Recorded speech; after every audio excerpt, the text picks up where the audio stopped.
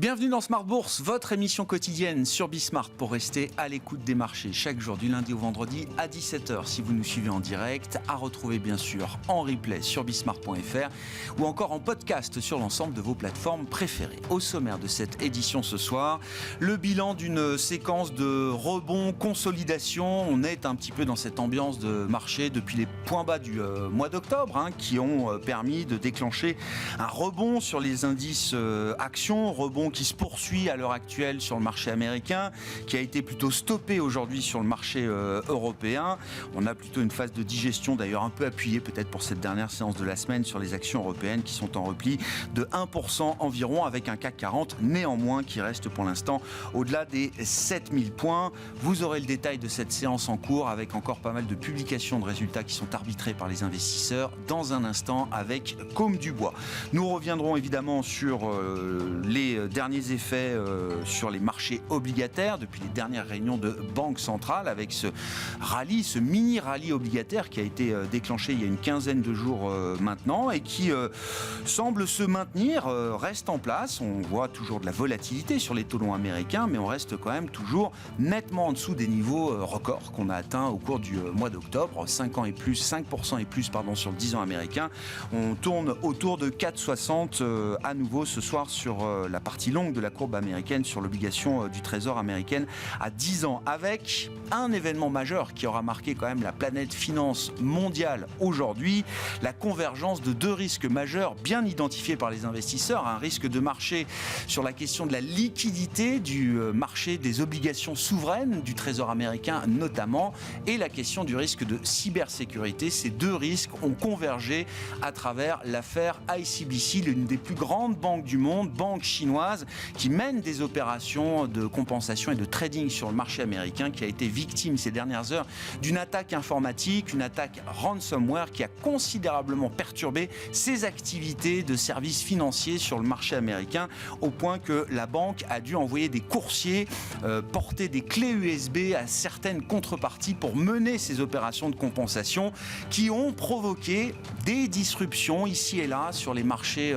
d'obligations américaines, avec ce risque de liquidité, encore une fois bien identifié par les investisseurs, mais qui s'est matérialisé à nouveau avec cet événement autour de la sécurité informatique d'une banque comme ICBC. C'est un événement évidemment qui a été suivi et qui est suivi de très près par les grandes banques et les grands acteurs du système financier mondial. On verra ce que cela inspire à nos invités de Planète Marché dans quelques instants. Et puis comme chaque deuxième vendredi du mois dans le dernier quart d'heure de Smart Bourse, nous reviendrons sur les dernières tendances au sein de l'industrie ETF avec l'observateur ETF de Yomoni et le directeur des investissements de Yomoni qui sera avec nous en plateau à partir de 17h45.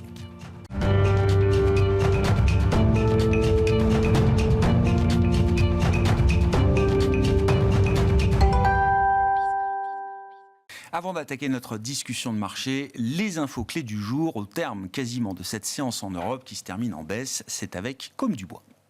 La bourse de Paris trébuche ce vendredi suite à un discours hawkish de Jérôme Powell hier devant le FMI. Le président de la Fed a rappelé que le cycle de resserrement monétaire n'est peut-être pas fini. Christine Lagarde a tenu un discours similaire lors d'un événement organisé par le Financial Times. La présidente de la BCE a exclu toute baisse de taux, au moins pour les 2 prochains trimestres, rappelant même que si besoin, une nouvelle hausse de taux n'est pas à exclure. Du côté des valeurs, Valneva bondit jusqu'à plus de 8% au cours de la séance. Après l'approbation par l'autorité sanitaire américaine de son vaccin expérimental qui lutte contre la maladie du chikungunya. De son côté, le réassureur Scott chute aujourd'hui à Paris. Son titre perd jusqu'à près de 4% au cours de la séance. Si le groupe a renoué avec la rentabilité au 3e trimestre, son bénéfice net est ressorti en dessous des attentes des investisseurs. Ailleurs en Europe, Richemont chute. Son titre perd jusqu'à plus de 5,5% au cours de la séance. Le groupe de luxe a fait état d'un ralentissement de son chiffre d'affaires au premier semestre. Il entraîne avec lui ses concurrents Hermès, LVMH et Kering qui cèdent entre 1,8 et 3,7% au cours de la séance. À Londres, le groupe Diageo chute lourdement. Aujourd'hui, son titre perd jusqu'à 14,5% au cours de la séance, soit la plus forte baisse du groupe depuis 1997.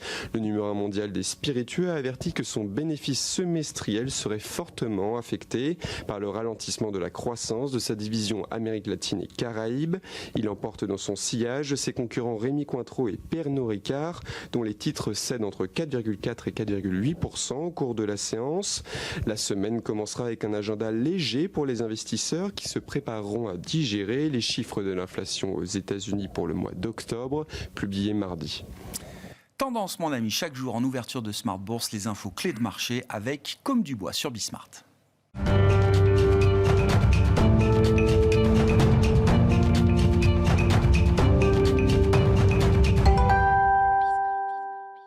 Trois invités avec nous chaque soir pour décrypter les mouvements de la planète marché. Thierry Leclerc est avec nous ce soir, le président fondateur d'AlphaJet Fair Investors. Bonsoir Thierry. Bonsoir Grégoire. Merci beaucoup d'être là. Merci à Pierre-Alexis Dumont d'être à nos côtés également ce soir. Bonsoir Pierre-Alexis. Vous êtes directeur actions et convertibles de Groupama Asset Management. Et à nos côtés également Adil Amor qui est avec nous pour sa première participation dans cette émission. Bonsoir Adil. Bonsoir Grégoire. Ravi de vous accueillir. Vous êtes directeur général de Shelter Prince Gestion.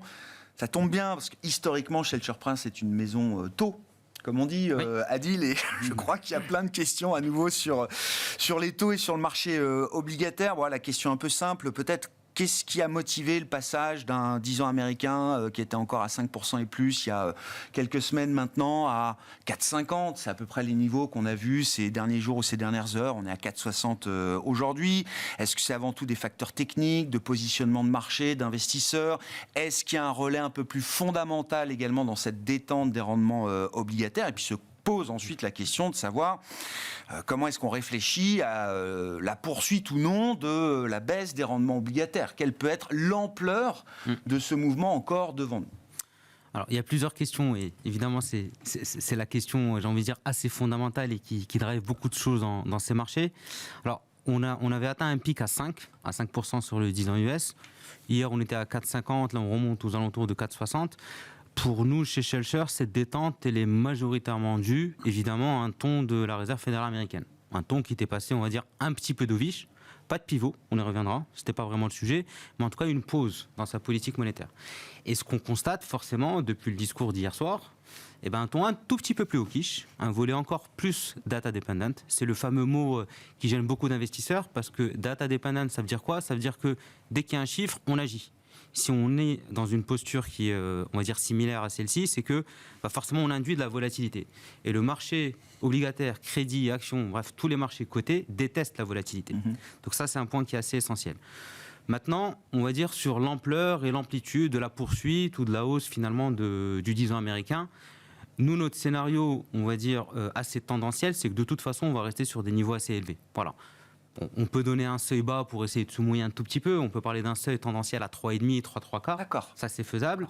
Maintenant, on va dire si on split l'effet court terme de l'effet long terme, sur la partie court terme, on est à l'approche d'une fin d'année, d'une clôture.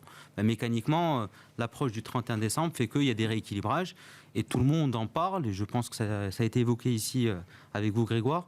Il y a le positionnement notamment des CTA. Ouais. Voilà. Les CTA, forcément, la vol obligataire, qu'on le veuille ou non, elle baisse. Elle est élevée. Voilà, on va dire en termes d'amplitude, mais elle baisse.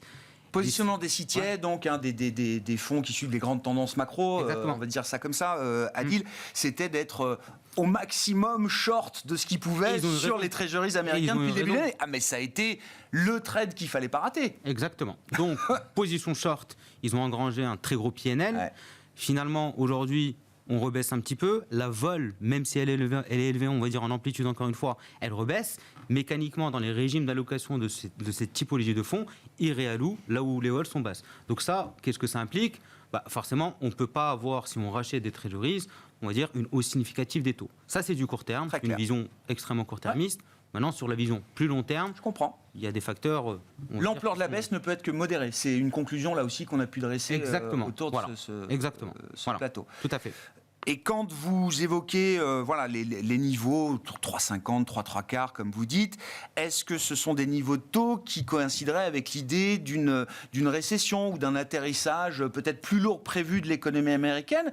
Ou est-ce que ce n'est pas le genre de taux qui reflèterait cette dynamique macro qui pourrait être à un moment peut-être plus lourde que prévu ? Alors, premier point, le 3,5, 3,75, ce n'est pas forcément pour 2024. Voilà, c'est sur une période beaucoup plus longue. C'est vraiment une tendance de long terme. Maintenant, nous, chez Shelter, et moi à titre personnel aussi, évidemment, je ne crois pas à un scénario de récession. Après, ça dépend ce qu'on appelle récession. Je ne suis pas économiste, mais on va dire un scénario catastrophe. Aujourd'hui, aux États-Unis, on n'y croit pas une seconde. En Europe, on peut appeler ça récession, on l'appelle comme on veut, mais in fine, ça veut dire qu'on est autour de zéro. Voilà. Ouais. C'est le constat aujourd'hui qu'on a. Moi, le point qui est assez crucial, notamment sur le marché américain obligataire, il y a beaucoup de choses à financer. Il y a énormément de choses. Voilà, évidemment, il y a tout ce qui est lié aux défis énergétiques, climatiques, il y a l'armement. Dans un contexte où, en parallèle, il y a beaucoup moins d'acteurs qui achètent chez Treasuries. Forcément, les banques centrales, la Fed ne rachète plus. Il y a un phénomène, ce qu'on appelle la dédollarisation du monde. Le dollar n'est plus l'unique devise, on va dire, sur laquelle on Plus traite. besoin de recycler autant de dollars Voilà. comme on le faisait avant au Moyen-Orient ou dans d'autres zones géographiques. Exactement. Le Japon, avec aussi évidemment la BOJ, le fameux yield curve control, on n'y est plus vraiment. Très gros détenteur d'obligations américaines. Bref, il y a, on va dire, en termes de demande, il y a moins d'attrait. Et en termes d'offres de papier, il y en a plus. Ouais. Et preuve à l'appui, la dernière adjudication du 30 ans sur le marché américain, il fallait payer une prime. Voilà. Ça, c'est la petite nouveauté additionnelle. C'est ce qu'on voit depuis plusieurs semaines sur les adjudications du Trésor américain. Alors là, c'était sur du 30 ans, on l'a vu aussi sur d'autres adjudications. Il faut payer un extra rendement pour que les acheteurs de Treasuries achètent la nouvelle dette émise par le Trésor américain. Parce que ce qu'on avait constaté, c'est que ce qui se passait sur le marché crédit maintenant se reflète aussi sur le marché obligataire. C'est la nouveauté. Ouais. Bon, état des lieux de la situation du marché obligataire. On en parle tous les mois avec vous, Pierre-Alexis. Alors, la dernière fois, je crois que c'était 5%, c'est la question que je vous posais. Est-ce que c'est un point d'entrée, effectivement, pour les investisseurs ? Bon, 3 semaines ou un mois après, effectivement, oui, c'était peut-être l'occasion au moins de couvrir ses shorts, comme le disait, je crois, encore un grand gérant américain, fin octobre, je crois, Bill Ackman. Le jour J, 5% sur le 10 ans américain, je couvre mes shorts et 3 semaines après, on est à 4,50, 4,60. On ne sait pas d'ailleurs si les deux sont pas liés. Ouais. Ça peut. Non, mais c'est ça qui est fascinant, c'est que la parole de quelques personnes encore à Wall Street peut avoir un effet psychologique de marché. Il pose d'ailleurs un petit sujet réglementaire. Voilà. Je dis ça, je dis rien. Mais voilà. Chacun est libre d'écouter ou non ce que nous disent Bill Ackman, Bill Gross ou d'autres. Voilà, mais ça peut jouer. Bon, c'est pas que ça peut jouer, ça joue. Non, mais c'est bien de le dire alors.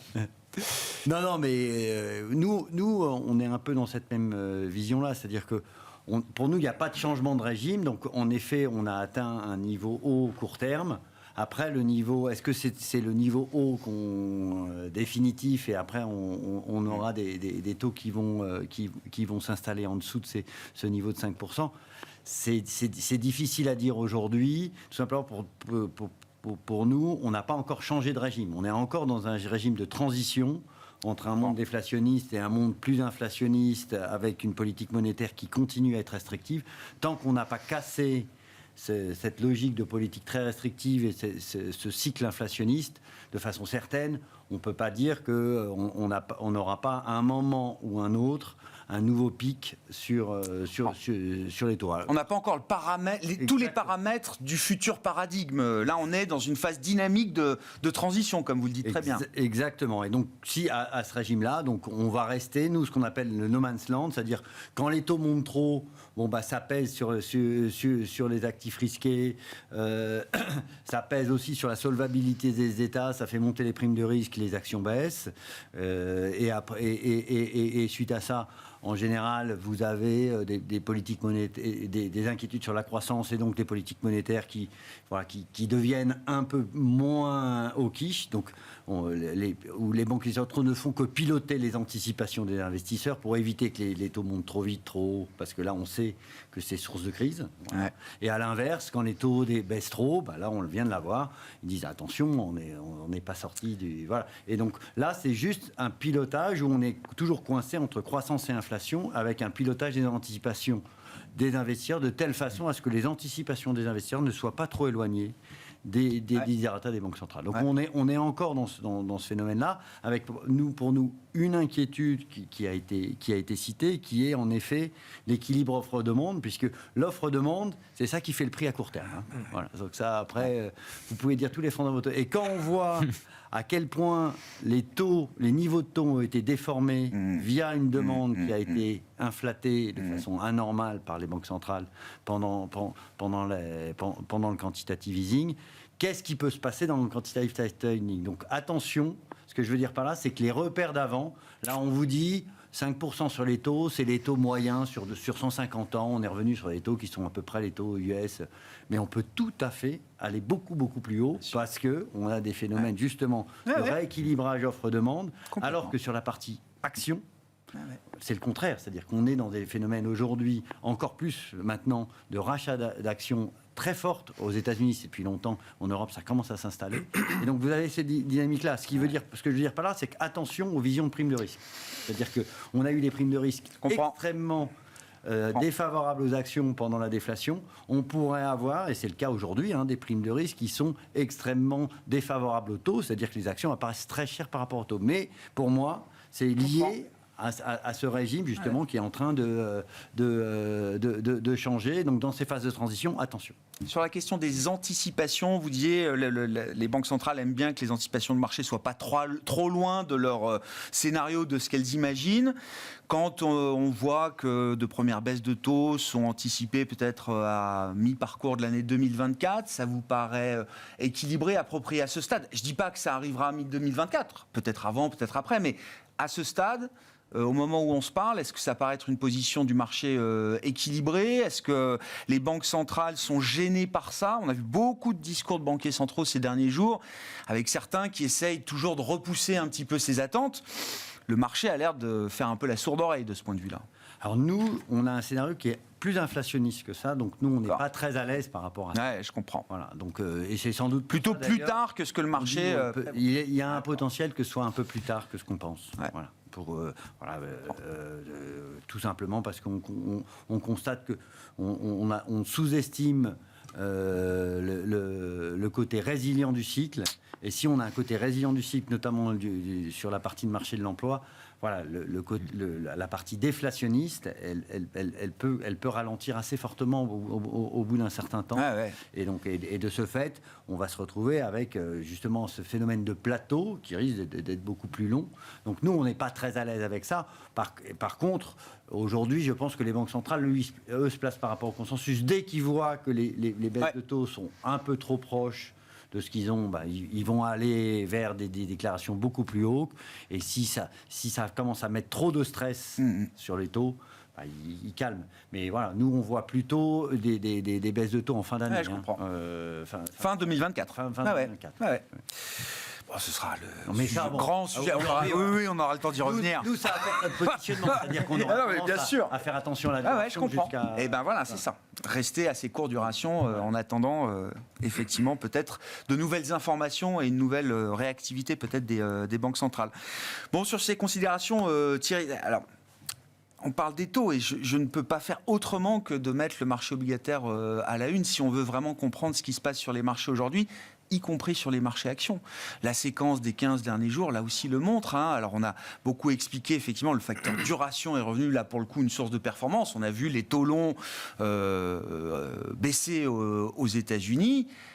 Et on a vu tout de suite la mécanique que ça a pu déclencher sur les marchés actions. Je crois que le Nasdaq a enchaîné 8 séances de hausse consécutive, ce qui était historique, enfin en tout cas depuis quelques années maintenant. Tout à fait. Donc il serait 20 et faux de croire que le marché action est décorrélé des marchés taux. Non mais bon, j'enfonce des portes ouvertes. Ouais. C'est le cas, donc il n'y a rien à dire. On subit, enfin je dis nous, le marché action, évidemment, ce qui se passe sur les taux. Après, c'est vrai que en même temps, il y avait la saison des résultats, notamment aux États-Unis, notamment pour des boîtes de tech. Avec quelques petites déceptions par-ci par-là, donc c'était pas que un phénomène lié au taux. Donc cette période-là est passée, a été digérée, on va dire, et effectivement, on a pu embrayer sur des taux effectivement qui baissaient avec des résultats derrière nous qui avaient un peu déçu. Et à la rigueur, bon, c'est jamais agréable d'avoir des cours qui baissent. On a beaucoup parlé récemment des Magnificent Seven, donc les 7 principales boîtes de tech aux États-Unis. Leur cours a baissé de 11% entre le mi-octobre et fin octobre. Donc c'est pas agréable. Non, C'était lié à ce moment-là donc à la saison des résultats. Ça. Et depuis, effectivement, elles ont rembrayé. Ouais. Alors déjà, forcément, on a un peu dégonflé. Il y a eu des déconvenues sur certaines de ces 7 sociétés-là, et puis plus globalement sur le marché. Et puis là, on a bénéficié du vent porteur qui est revenu de manière un peu inattendue.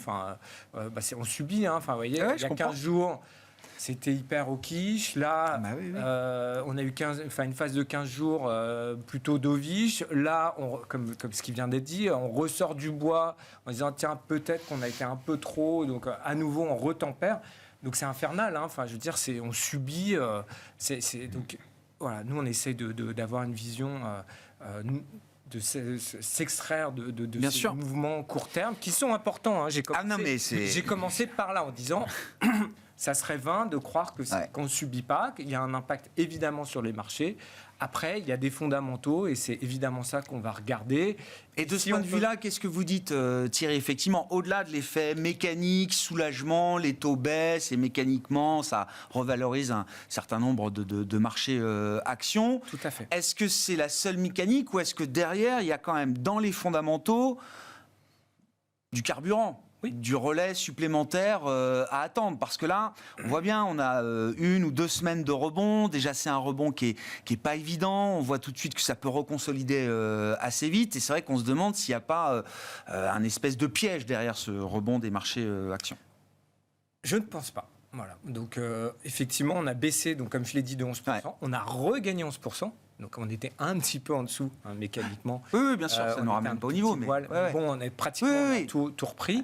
Après, donc, là, on revient sur les résultats. Je vais rester sur les Magnificent Seven parce que c'est le leader actuel du marché. Donc ça vaut le coup quand même de s'y attarder.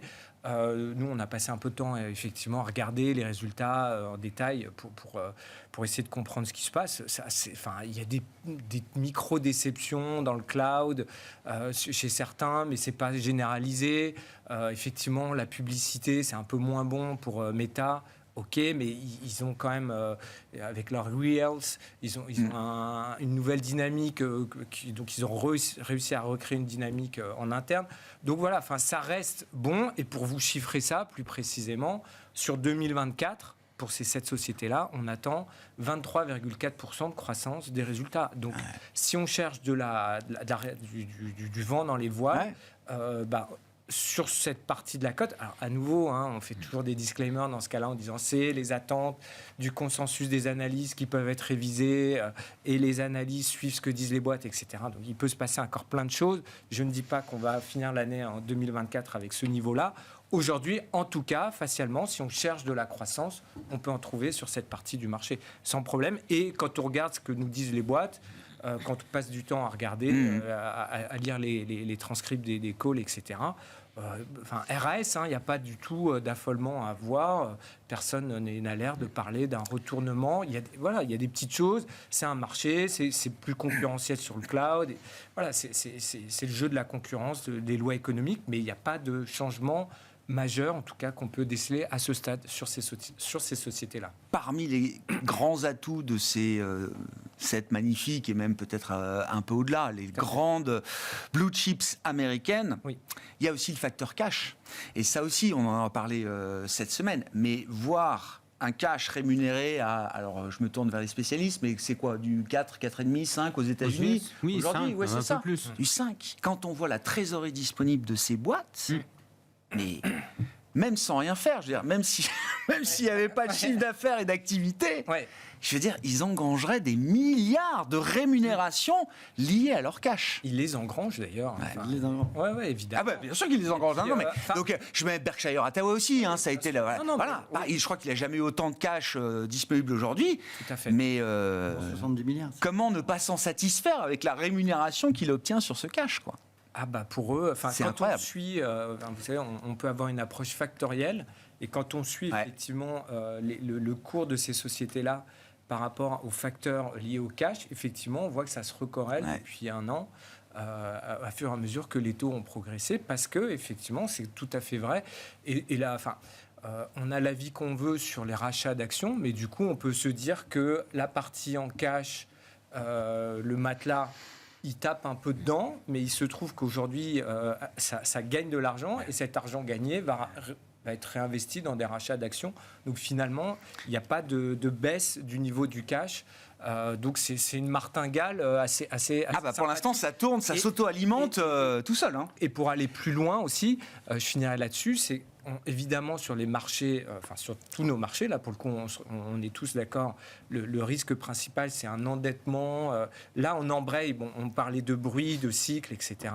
Mais si on a un problème de bilan, là on a des vrais soucis structurels à adresser. Ouais. Et ces boîtes-là, elles ne les ont pas, donc, puisqu'elles ont du cash. Donc martingale, du cash, des petites à-coups par-ci, par-là, mais rien pas de changement, en tout cas d'après nous, de régime. Et donc, oui, ça reste plutôt bon pour nous. 23% de croissance attendue en 2024. Pour les GAFAM, cette magnifique. Ouais. Le truc incroyable sur le plan macro, là aussi, c'est un chiffre qu'on a apporté hier dans l'émission, c'est quand on regarde les intérêts nets payés par Corporate America, le secteur privé américain. Donc, non mais, fabuleux ce chiffre. Ouais. Olivier de Béranger, je le cite, c'est lui qui nous a apporté le chiffre hier, la financière de l'échiquier. Donc, intérêt net, c'est les intérêts que je paye sur ma dette, moins les intérêts que je gagne sur le cash que je place. En 2020, Corporate America payait d'intérêt net 380 milliards de dollars. Les taux étaient à zéro. Aucune rémunération du cash. Aujourd'hui, les intérêts nets, non seulement n'ont pas explosé malgré des taux de la Fed à 5,25, 5,50, ils ont été divisés par 2. Ouais, mais c'est... Alors, Pierre-Alexis, attention. Hein. Alors, il y a une très forte dispersion. Alors ça, je suis d'accord. Les 50 valeurs. Les 450 autres, eux... Alors ça, il y a la question de la dispersion, effectivement, derrière. Totalement se dégrader. C'est très concentré. Et plus vous descendez en capi... plus voilà. Mais le vrai facteur, c'est cash. Je suis cash, je suis apporteur de liquidité, je suis rémunéré et pas de problème. Et donc, vous dites ça concerne 50 valeurs. Ah mais bien sûr, bien sûr. Ça concerne 10% des valeurs. Mais le chiffre macro est dingue, je trouve. Ouais, mais ça, si je peux me permettre juste un commentaire sur ce volet-là. En fait, il y a un message beaucoup plus puissant et je pense vraiment sur lequel il faut insister. Tout le monde a l'impression que, ok, bon, il y a 300, 400 BP de hausse des taux, on l'appelle comme on veut, on met le chiffre qu'on veut. C'est énorme. Mais est-ce que les boîtes, elles ont ces 300 BP qui sont impactés dans leur financement? La réponse est non, parce que la hausse a été extrêmement rapide. Et donc on a tendance à imaginer, ça pourra faire la transition avec le marché crédit, que finalement, mince, les charges financières ont augmenté de 300 points de base. Ben non, mais pas du tout. C'est vraiment au cas par cas. Il y a deux choses. Voilà. L'intérêt qu'on voit sur une obligation d'entreprise et le coupon qui est réellement payé par l'entreprise. C'est une grande différence. Tout à fait. Ouais. Et après, sur ce volet-là, il faut distinguer l'Europe des US. L'Europe majoritairement, à la louche, c'est à peu près 2/3 du financement bancaire qui est à taux variable. Le reste, les marchés. Ça, c'est en Europe. Aux US, c'est l'inverse. Forcément, aux US, en Europe, c'est un peu plus marqué, la hausse des taux. On est indexé. Mais encore une fois, et je te rejoins, il ne faut pas généraliser. Toutes les boîtes ne sont pas dans le même silo, c'est tout. Oui, bien sûr. Non, il faut. On a des marchés de plus en plus dispersés. Non, mais bien sûr. Le marché était étiré effectivement autour de cette question de la liquidité du cash. Dans les publications, il y a eu des vraies différences entre des sociétés qui commencent à être entre guillemets en détresse financière, ou en tout cas où on voit des free cash flow en manque de liquidité, qui s'effondrent assez rapidement et plus rapidement que prévu. Et à l'inverse, vous avez les gros leaders qui, pour l'instant, c'est le contraire. Et eux, ils ont un effet net, c'est-à-dire que c'est comme les banques aujourd'hui. C'est la martingale, comme disait Thierry, c'est exactement ça. Leur endettement est à taux, souvent, pour les gros, souvent, ils font appel au marché, donc il y a du taux fixe. Et par contre, ils ont du taux court sur leur liquidité, donc ils gagnent énormément en revenu net d'intérêt, c'est clair. Qu'est-ce qu'on peut dire des marchés de crédit, justement, Adil? Est-ce qu'il y a où est-ce que vous voyez de la complaisance et où est-ce que vous voyez de la valeur, pour dire les choses simplement? Marché crédit, moi j'ai envie de dire, je vais être très direct. C'est quand même punitif que de ne pas regarder le marché crédit aujourd'hui. À un moment donné, il faut juste être cohérent et lucide. En fait, le raisonnement qu'on a avec nos clients et nos partenaires, c'est de dire, bon, vous avez du cash, vous pouvez le placer en cash. Très bien, vous êtes rémunéré. Après, vous avez toute la structure de capital. Le marché action, on pourra en reparler, mais bien sûr qu'il y a des choses à faire. Mais le marché crédit, aujourd'hui, c'est là où on a le plus le droit de se tromper. Vous vous rappelez, on avait évoqué dans une émission le fameux droit à l'erreur. Passionnant. Voilà. Bon, là où il y a de la valeur, bon, l'investment grade, donc les meilleures qualités de crédit, il y a une petite rémunération, mais ça, j'ai envie de dire, la problématique typiquement en Europe, c'est qu'on embarque mécaniquement de la duration. Et on n'a pas forcément envie d'être très long aujourd'hui en duration, même en Europe ou aux États-Unis d'ailleurs. Bon, après, le problème, c'est que les taux bougent beaucoup, donc si on baisse de 30 points de base, Oui. bah, ça change. Si on prend 50 BP, là, on va se mettre long duration. Bon, ça, c'est un premier volet. Mais aujourd'hui, nous, vraiment, ce sur quoi on travaille énormément, c'est le marché au rendement, le high yield. Le high yield, pourquoi ? Parce que déjà, c'est une duration qui est assez courte. 3 ans, 4 ans, c'est les boîtes qu'on finance sur le haut rendement. En général, 3-4 ans, on arrive à avoir une prédictibilité assez fine des free cash flow et de la capacité à convertir de l'exploitation en cash. Encore une fois, cash, cash, cash. C'est le terme qu'on répète à chaque fois. Et quand on voit typiquement que sur, par exemple, du WB en Europe, on peut avoir 6, 7, 8% même des fois. Hein. Il y a des noms même en WB. Voilà, on arrive à avoir du 8, du single B, 6, 7%.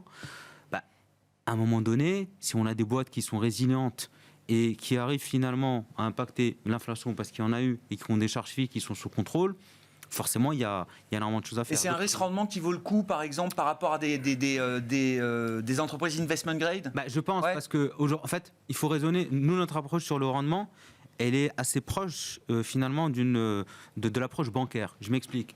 Un investisseur en haut rendement, imaginons qu'il engrange 7 de rendement. Voilà, 7% par an. Au pire des cas, s'il a 1, même 2% de son portefeuille qui fait défaut, ce qui n'est pas bon, à la fin de l'année, il se retrouve avec 5. Voilà. Qui en Europe est supérieur à la rémunération du cash. Et si ça se passe bien, comme en 2023, qu'est-ce qu'on a ? On encaisse le rendement, mais en plus, on a un resserrement des stocks de crédit depuis le début de l'année, et on a une volatilité qui baisse mécaniquement, parce qu'il ne faut pas oublier, quand les rendements montent, la volatilité du marché obligataire baisse, parce qu'on engrange du coup. Je comprends, Voilà. Donc, cette classe d'actifs, à un moment donné, moi je dis que c'est un peu l'alternative au marché action. Et je reviens à votre histoire d'offre-demande, enfin la perspective d'avoir quand même des besoins de refinancement, des murs, on appelle ça des murs de refinancement qui arrivent. Alors là aussi, ça dépend entre les large caps, les small caps, tout le monde n'est pas logé à la même enseigne, etc. C'est pas quelque chose qui vous inquiète, mais j'allais dire pour les indices à yield, plus que pour certains émetteurs spécifiques, hein, j'entends. Mais... Non, pour les indices, en fait, le mur de refinancement, ça c'est le terme, je pense, dont on parle au moins 50 fois par jour. Donc ça, forcément, c'est assez facile. A priori, il est en 25 ou en 26. Voilà. Ouais, encore une fois, ça dépend. En 24. Et ça dépend des boîtes, ça dépend des zones. Mais normalement, les taux, ils ne vont pas rester au niveau d'aujourd'hui. Et il ne faut pas oublier un élément technique qui est assez important. Le marché du haut rendement en Europe. En fait, ça fait 5 ans qu'en termes de taille, il a baissé d'à peu près 100 milliards. Alors que le marché des leverage loans, qui lui est un peu plus en difficulté, a augmenté de 100 milliards. Si on a des investisseurs qui se disent, tiens, moi, pour mon risque un peu assez pushy, je veux faire du crédit, il y aura plus de demandes face à un supply qui a baissé. Je comprends. Donc voilà, il y a aussi un peu de technicité dans l'histoire. Sur la partie crédit, est-ce qu'il y a des points particuliers ? Est-ce qu'il y a encore des choses intéressantes à capter, hein ? Le rendement, là, effectivement, attire forcément les investisseurs maintenant. Je vous disais en préambule que ça fait 10 ans que les gérants de taux et crédit attendent leur moment. Attendent leur moment. Et ça y est. Leur moment. C'est pour ça qu'on sourit, je pense. Voilà. Donc non, mais nous, il y a, pour être très franc, il y a de la part des clients un fort retour d'intérêt sur ces dynamiques taux et crédit. Hein, c'est bien naturel. Et oui, il y a plein de choses à faire. Voilà. Pourquoi ? Parce qu'il y a ne pas oublier aussi que c'est un marché qui est très, très sensible à la liquidité. Et donc, vous avez aussi beaucoup d'inefficiences liées à des structures de capital qui, nous, on met beaucoup en avant un type de dette qui s'appelle la dette hybride, par exemple, qui semble avoir un intérêt, qui pour nous a un intérêt. Et pourquoi ? Parce que comme la liquidité, et aujourd'hui on est dans des phases de retrait de liquidité, vous avez des phénomènes sur ces marchés-là, et c'est pareil sur les hauts rendements, où la baisse de la liquidité fait que vous avez des prix qui sont extrêmement attractifs à moyen long terme, hein, si vous êtes un investisseur patient. Et vous avez sans doute la même chose aussi sur les petites et moyennes valeurs actions. Voilà. Parfait. Mais aujourd'hui, la liquidité, on n'a eu aucun problème de liquidité pendant 10 ans. Voilà. Donc il n'y a pas eu de problème de liquidité, il y avait des liquidités partout. Là, on revient dans le monde d'avant. Hein. Et là, la liquidité et autres, donc il y a des risques, voilà, qui seront des risques financiers, La liquidité on va avoir a un une coût. problématique assez rapidement de risque de solvabilité. Donc, attention, il ne faudra pas mettre un pied de côté, mais par contre, en effet, vous allez retrouver un pricing de la liquidité beaucoup plus conforme à l'historique. Donc attention, voilà, ce que je veux dire par là, c'est que tous les actifs non liquides, ils avaient peu de primes. On pourrait avoir plus de primes avant. Et donc le fait d'être sur des marchés organisés... On avait même une prime d'illiquidité. Le private equity était mieux valorisé que les comparables sur des marchés boursiers ultra liquides et liquides en permanence. Ben oui, mais c'est ce que je vous dis. Et là, aujourd'hui, le fait... Et donc, on a eu peu d'intérêt pendant longtemps sur les marchés organisés où on l'a vu, hein, c'est vraiment les actifs privés non liquides qui ont gagné énormément d'actifs si on regarde un peu les flux. Là, aujourd'hui, voilà, le fait d'avoir un marché organisé et qui vous permet de sortir, voilà, ça va se payer. Mais bien sûr. Mais on a vu UBS qui a émis ses nouvelles hybrides hier, et visiblement, alors demande phénoménale, mais ils ont accordé une petite prime de rendement par rapport à des comparables qu'on pouvait trouver sur le marché. Et ça marche. 26 milliards de demandes. Ouais. Donc là, il y avait de la liquidité. Mais rémunéré à 9,75 ou 9,50. Mais ça, c'est magique, parce que je rappelle quand même ce qui s'est passé sur les AT1, et on voit bien qu'à un moment donné, on retourne à la normale. Voilà. On a fait l'histoire. Crédit Suisse, 17 milliards de valeurs évaporées sur un marché d'hybride bancaire, effectivement, qui est passé pas loin de la crise cardiaque au cours du mois de mars dernier. Venons-en au small cap, Thierry, effectivement, et ces phénomènes de liquidité. C'est la même question tous les mois. Est-ce qu'on observe des signaux avant-coureurs d'une amélioration de la liquidité sur les small caps ou d'un regain d'intérêt potentiel de la part des investisseurs? J'ai eu l'impression la semaine dernière notamment que les small avaient peut-être un peu mieux profité du rebond que de grandes capitalisations boursières, ce qu'on n'avait pas vu depuis très longtemps, je pense. Alors, je vais répondre à la question, Grégoire. Avant, je vais compléter ce qui a été dit. Alors, quand on regarde la partie value du marché, on a été sur des niveaux, la fin octobre, jamais vus ou très rarement vus. Okay, donc la partie extrêmement décotée du marché était extrêmement décotée à ce moment-là. Clairement, historiquement décotée, quoi. Historiquement décotée. OK. Quand on regarde cette partie des sociétés, et c'est là où je vais recouper ce qui a été dit, il y a 42% en Europe des sociétés, donc qui sont value, qui ne couvrent pas le cash qu'elles doivent payer, tout le cash. Okay, donc quand on fait le cash qui rentre, le cash qui sort, 42% de ces sociétés-là n'ont pas les moyens donc, de payer ce cash sortant. Donc oui, il y a des opportunités, ça clignote en termes de valorisation de manière très agressive, mais par contre, on peut quand même avoir des problèmes de bilan, et donc c'est là où ça recoupe par rapport au crédit, au single bay, on est à peu près sur des mêmes titres, sur le même... Attention, prudence. Effectivement, il y a du yield. Et ça, c'est notre boulot à tous, d'aller trouver les bonnes sociétés et pas embarquer un risque. Voilà. Tout dépend de... pourquoi il y a du rendement. Il peut y avoir du rendement pour des mauvaises raisons. C'est-à-dire que une boîte qui paye 30% de rendement, c'est qu'il y a peut-être un problème dans l'entreprise. Évidemment, mais même déjà au-dessus de 8-9%, on considère qu'il y a un problème structurel sur le dividende. Mais voilà. Et donc, on va, pour continuer sur mon exemple, il y a les 58% des sociétés qui peuvent payer leur cash sortant l'année suivante, qui sont très bon marché, on va plutôt regarder là-dessus. Cette partie-là. Voilà. Donc, c'était ce que je voulais apporter. Sur la partie small cap, écoutez, Grégoire, j'ai envie de prendre date avec vous. On est aujourd'hui sur des niveaux... Je regarde la date. Du coup, 10 novembre 2023. Voilà. Alors, on parle à beaucoup de clients, de prospects. On est très identifié sur les small caps et les micro caps. Vous avez une grosse expertise micro caps, bien sûr. Exactement. Et l'appétit, il est très faible, même chez les experts ou les clients sophistiqués. Avertis. Donc, et nous, quand on regarde, on suit des ratios. Simplement, par exemple, pour donner quelque chose de très concret, le RSI, donc c'est un ratio technique assez courant.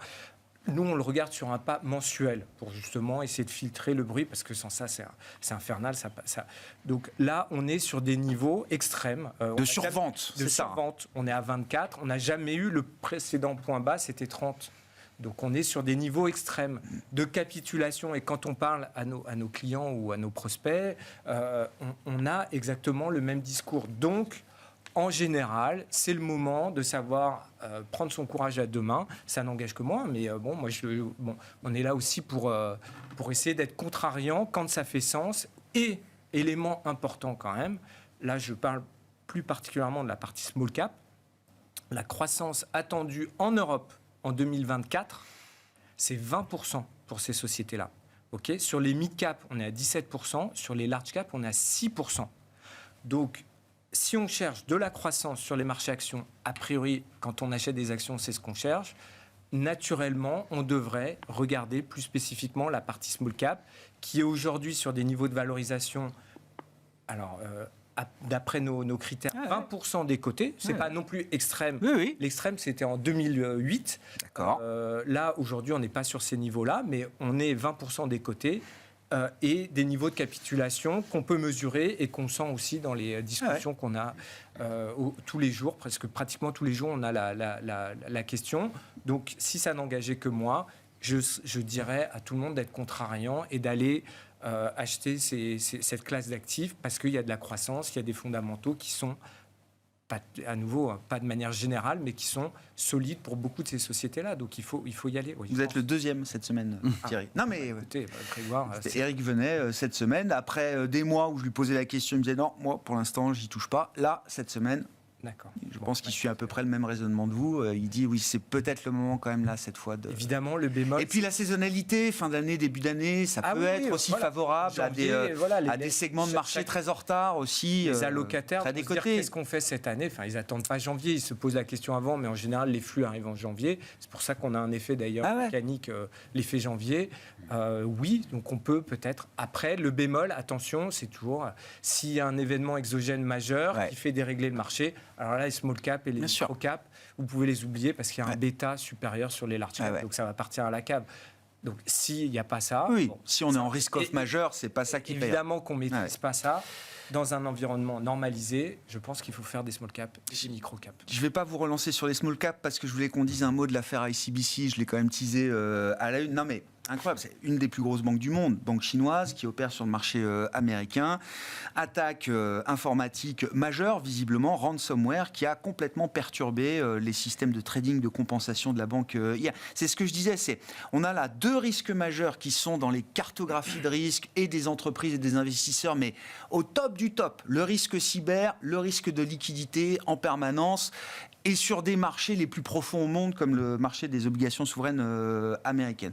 Hier, ces deux risques se sont rencontrés pour créer... Alors, c'est pas la tempête parfaite, parce que j'ai pas l'impression que ça a laissé beaucoup de traces dans le marché. Mais quand même, c'est le genre de rencontre entre deux risques qui, à mon avis, est suivi par toutes les grandes banques de la planète aujourd'hui, là. Ah non, mais de toute façon, vous ne faites que mettre en exergue un risque, qui est le risque technologique dans nos sociétés. Voilà. Et grosso modo, on le voit tous les jours. Pourquoi les États-Unis veulent avoir des semi-conducteurs? Parce qu'il y a un risque technologique. Et en effet, il y a un certain nombre de black swan énormes, dont celui d'une panne générale de tous les marchés financiers, mais on pourra avoir aussi une panne générale de tous les modes de communication. Oui. Voilà. Et donc là-dessus, on a et ça va se renforcer sans doute encore avec l'IA. Voilà. Donc on a aujourd'hui un risque clair à l'aune du risque climatique, qui est un risque sans doute avec des conséquences court terme beaucoup plus fort, puisque on peut avoir en effet un blackout sur les marchés financiers pendant... Très immédiat, très brutal, très soudain. Voilà, qui ferait que les opérations ne se déboucleraient pas, il faudrait revenir en arrière. Vous en avez pour des mois. Donc en effet, c'est un risque qui est vraiment inhérent au fonctionnement de nos sociétés, qui est assez difficile à piloter. Donc il faut le piloter en opportunité. Dans un monde d'investissement. Bien sûr. Ces risques-là, c'est comme le risque de guerre, il y en a toujours. Mais si vous vous amusez à toujours les considérer, vous n'investissez jamais. Hein. Non. Voilà, donc il faut plutôt les piloter. Nous, Regardez la phase opportunité que ça peut représenter. Voilà, notre vision, c'est de regarder plutôt la phase opportunité sur tous ces types de risques. En général, vous avez un pile et deux faces à ces risques, donc c'est plus une opportunité. Voilà. Après, en effet, ça peut vraiment être un facteur majeur. Et je pense que sociétés qui ont eu des parce que des risques cyber, on en a eu, des risques de liquidité sur les marchés, on en a en permanence, mais là, d'avoir la rencontre des deux, je trouve que c'est assez emblématique quand même de cette montée des risques. Donc, en effet, sur les taux américains, sur le change, ça pourrait être catastrophique, hein, ça, on est bien d'accord. Et je me souviens aussi de Jamie Dimon, JP Morgan, qui rappelle toujours qu'il est, et c'est non pas ni Google, ni Apple, ni Amazon, qu'il est le premier employeur d'IT au monde. La banque, non mais si, c'est lui qui dépense le plus en IT au monde et qui emploie le plus d'ingénieurs informaticiens, enfin de ce qu'il dit, ça date de quelques années, mais ça doit être encore vrai aujourd'hui. Je pense qu'il l'avait même répété lors de sa dernière conférence, il me semble. Non, mais je rajouterai juste un point par rapport à ça, c'est en fait, ça ne fait que mettre en exergue une thématique qui est assez forte, et il y a beaucoup d'acteurs, nous on le fait aussi à notre niveau, au niveau de notre spécialisation, c'est la thématique cyber. Voilà, la thématique cyber, il y a des boîtes qui ont fait des performances qui sont assez hallucinantes depuis le début de l'année, et ça ne fera que se renforcer. Ça, c'est clair, net et précis pour nous. Il manque 3 millions de personnes pour travailler dans le secteur de la cybersécurité dans le monde. Quand on parle de pénurie c'est un secteur qui est à la recherche de 3 millions de personnes aujourd'hui qu'ils n'arrivent pas à recruter. Merci beaucoup, messieurs, on s'arrêtera là pour ce soir. Merci d'avoir été les invités de Planète Marché. Adi Lamort, Shelter Prince Gestion, Pierre-Alexis Dumont, Groupama Asset Management et Thierry Leclerc, AlphaJet Fair Investors.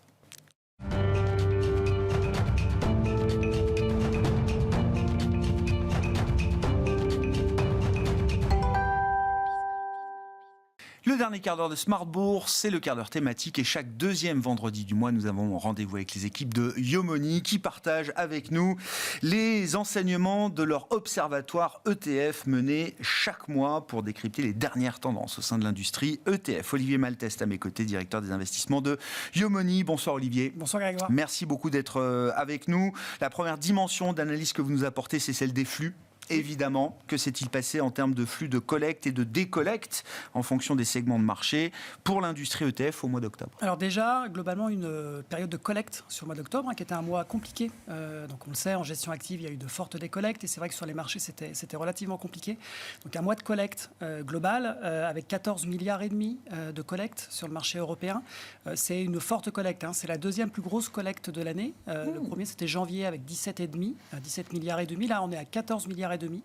Et c'est vraiment des rythmes tels qu'on les a connus en 2021, qui était une très très bonne année de collecte globalement sur les ETF en Europe. Donc non seulement ça collecte, mais ça collecte relativement fort sur le mois d'octobre, avec une prédominance de la collecte sur les actions. On a 10 milliards et demi sur les actions, 4 milliards 9 sur les obligations. Et le secteur qui décollecte, c'est le secteur des matières premières, avec 900 millions de décollectes globalement. 10 milliards sur les actions, 5 milliards ou 4,9 sur les obliques, c'est quoi? C'est un équilibre normal quand on observe les flux historiques de ce point de vue-là? Ce qui était étonnant vraiment sur l'année 2023, c'était la forte collecte obligataire qu'on avait pu constater avec des mois où ça faisait même touche-touche, voire même un peu plus d'obligations que d'actions. Là, on revient sur des choses qui sont un peu plus normales en termes de collecte, mais vraiment ce qui est surprenant, c'est quand même l'importance de la collecte, parce qu'on sait que c'est quand même des marchés qui sont compliqués, avec des investisseurs qui ont tendance à partir plutôt sur du monétaire, mais là même en ETF, la collecte est continuée sur le mois d'octobre. Qu'est-ce qu'on peut dire Dans les classes d'actifs? Oui, des classes d'actifs, et puis l'ESG aussi, qu'on intègre toujours effectivement dans la collecte. Les classes d'actifs, ce qui a collecté, moins collecté, donc là on est vraiment sur des choses qui sont habituelles sur l'année 2023, c'est-à-dire qu'en action c'est vraiment les grosses capitalisations, donc d'abord les US, également sur le monde, Europe aussi et Japon, donc vraiment les grosses capitalisations. La décollecte, c'est les marchés émergents, la Chine, à la fois en A-share, donc ce qui est vraiment réservé normalement au marché local, sur lequel on trouve aussi des ETF, donc A-share ou les actions qui sont investissables par des étrangers hors Chine aussi. Donc voilà, donc c'est vraiment des choses qui sont relativement habituelles sur 2023, rien de surprenant. Dans le sillage des tendances qu'on a observées, c'est ça? Exactement, toujours les grosses capitalisations, c'est vraiment le gros mouvement de cette année. Sur les obligations, donc souscription d'obligations gouvernementales, US essentiellement, mais aussi monde, mais vraiment on est revenu donc c'est vraiment du risk-off. On est vraiment revenu sur le gouvernemental sur l'année du mois, sur le mois d'octobre. Puis en plus, octobre a été le mois des 5% sur le 10 ans américain. C'était un bon moment pour se positionner. Pour ceux qui ont chopé à ce moment-là. Ceux qui ont vu effectivement qu'on est arrivé sur un cap. On verra sur la suite. Et par contre, sur les sorties, là aussi, toujours risk-off. Donc, c'est vraiment les obligations émergentes en devise locale qui ont continué à avoir des sorties sur le mois d'octobre. Et également, plutôt le investment grade court terme au niveau de la zone euro aussi qui a vu des sorties. Et sur les matières premières, vous disiez, alors décollecte, mais c'est vraiment l'or qui a drivé la décollecte, c'est ça, Olivier? Oui, c'est vraiment tous les métaux précieux. Donc l'or, on pense à l'or sur un mois qui était relativement positif en termes de performance. On avait 7-8%, je crois, de performance de mémoire. Donc c'est plus une logique de prise de profit qu'il faut lire là, a priori. Certainement. A priori, et c'est vraiment les autres secteurs, les autres segments au niveau des matières premières n'ont pas vraiment bougé, c'est vraiment les métaux précieux. Donc on pense évidemment à l'or qui a vraiment entraîné cette décollecte de 900 millions. Et donc c'est une année difficile sur les ETF en termes de matières premières. Est-ce que le facteur ESG, comment est-ce que les flux sont comportés vis-à-vis du facteur ESG? Alors sur les actions, on est à 30% de la collecte qui s'est fait en ESG, donc c'est moyen. Alors il faut avoir en tête que les encours globaux en ESG sur les ETF sont de l'ordre de 22%, y compris sur les actions. Donc on est un peu au-dessus, sans que ce soit non plus quelque chose de très très important. C'est anecdotique. Sur le marché obligataire, on est autour de 8%, donc vraiment très très peu de collecte en ESG sur le marché obligataire. On a en tête, c'est toujours la même chose, ce que je redis à chaque fois, c'est que c'est plus facile de faire de l'ESG sur des obligations d'entreprise que sur des obligations souveraines, évidemment. Pour arriver à noter les pays, c'est toujours plus compliqué. Et donc là, lorsqu'on a beaucoup de souscriptions sur le souverain et plutôt des rachats, c'est assez ça se fait au logique, détriment du crédit, Exactement. Et donc de l'ESG de ce point de vue-là. Tout à fait. Sur l'ESG, peut-être, une nouvelle, je ne sais pas si vous en avez déjà parlé, sur le label ISR. Ah, mais bien sûr que... alors, ici même, on n'en a pas parlé. D'accord. Je pense que beaucoup en ont parlé, y compris peut-être dans Smart Patrimoine, l'émission sœur de Smart Bourse sur... Non, mais je suis ravi qu'on prenne le temps de faire cette parenthèse. Qu'est-ce que vous retenez effectivement alors, de la réforme du label ISR et surtout du point de vue de la gestion indicielle, de la gestion passive, quelles sont les implications de la réforme du label?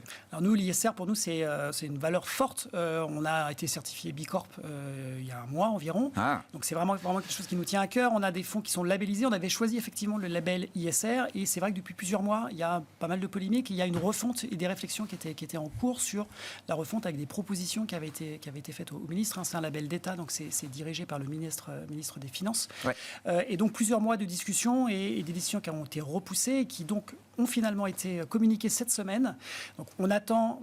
Toutes les modalités du label seront disponibles à la fin du mois, donc on attend, mais c'est vrai que les premiers signaux qui ont été donnés par le ministre en termes de label vont effectivement sur un renforcement du label, donc il était souvent décrié, donc renforcement en termes de sélectivité, donc on ne va pas forcément faire du très technique, mais avant il fallait augmenter de 20% soit la note, ou soit faire des filtres qui diminuaient de 20% les actions qui faisaient partie d'un label.